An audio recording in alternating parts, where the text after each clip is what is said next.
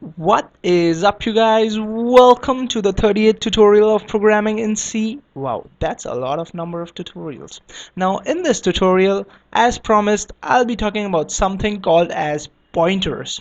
Now, if we declare a variable in C, let's say a, this stores the value of a in some particular part of your memory in the PC. Okay, so that part can be defined by some address.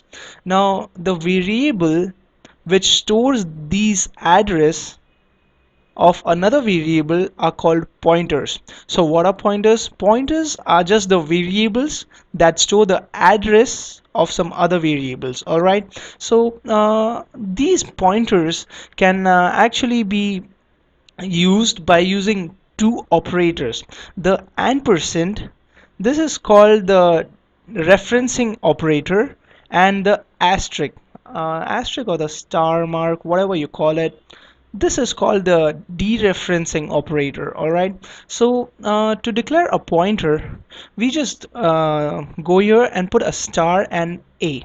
Now what this means is that, okay, now a points to some address. Now what a is that a is a pointer, and it has some address of some other variable. All right, so let's just declare another variable, let's say b. Now what I'll be doing is that a is going to have the address of b. So first of all, let's give b some value, let's say 90. Okay, just because I like 90. Now if we type something like a is equal to ampersand b, now what this means is that it a is referencing towards b. Now whatever the address of b is will be stored in the address, I'm sorry, will be stored in the variable a. Okay, so that's how you can have the address of some variables. And let's print out a and see if it works. So to print out the address, we don't really type %d, we type %x. Okay, the reason I'll tell it to you in a short time. Okay, just spare with me. So let's print out a and see what happens.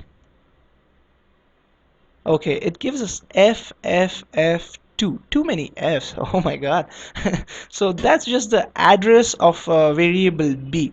Now what is this is that it is in the hexadecimal form. Okay, it is not in the integer form or float form. It is something called as hexadecimal form. Okay, so if you don't know what hexadecimal form is, I don't really need I won't be teaching you what hexadecimal is, but if you want to know, you can always Google stuff, right?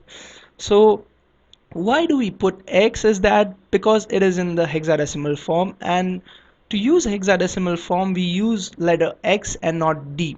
So another thing I like to tell you is that if you put this asterisk over here, this is called the dereferencing operator. So what it does is that, okay, now this is the address. It pretty much dereferences the address, and it gives out the value stored in that address, right? So if we print out d this time, we need to have this asterisk. Okay, it will pretty much give the value stored in that address, that is 90. You see here we initialized b to 90.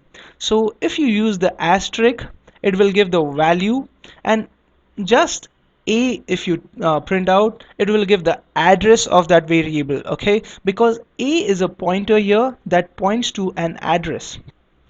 So if you have an address of some variables, you can always put an asterisk in front of it to get the value stored in that address. And of course, if you just print out b, I'm sorry, if you just print out b, it will give you the value 90 as well. So there you go. So that's how pointers work. Okay, now another thing I'd like to tell you is that, guys, whenever you declare an integer type of variable, one single variable takes 2 bytes in your memory, and if you declare a float type variable, it takes 4 bytes of your memory.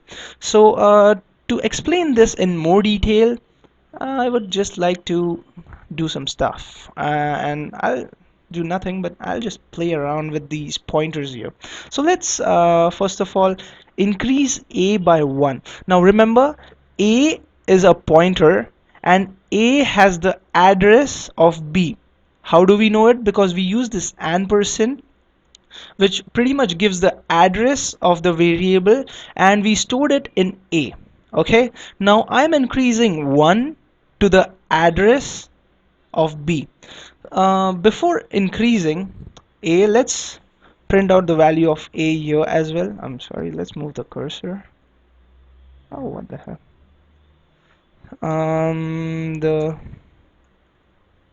The address, how do you spell it?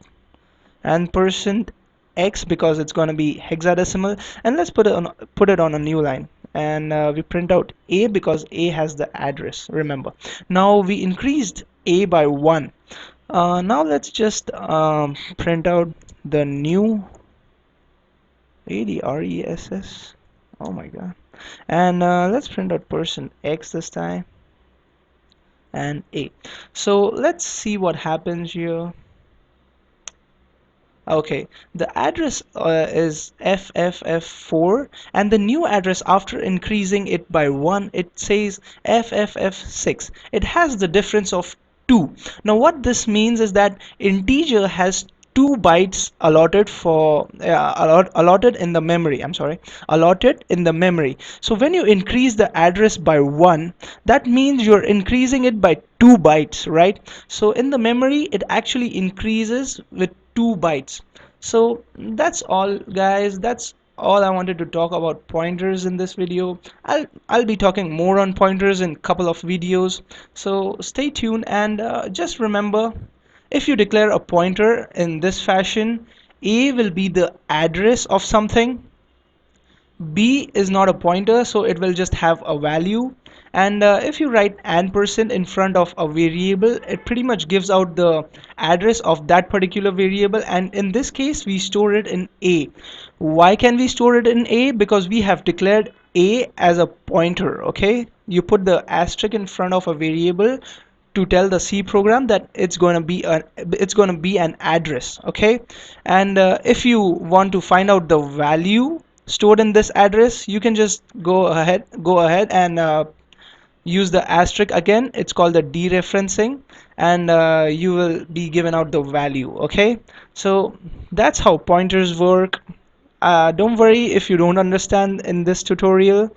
I'll be making a couple of more tutorials and more programs, and I'll make sure it's clear to you guys in those 2 or 3 videos. Okay, so thank you for watching, and we meet in the next video.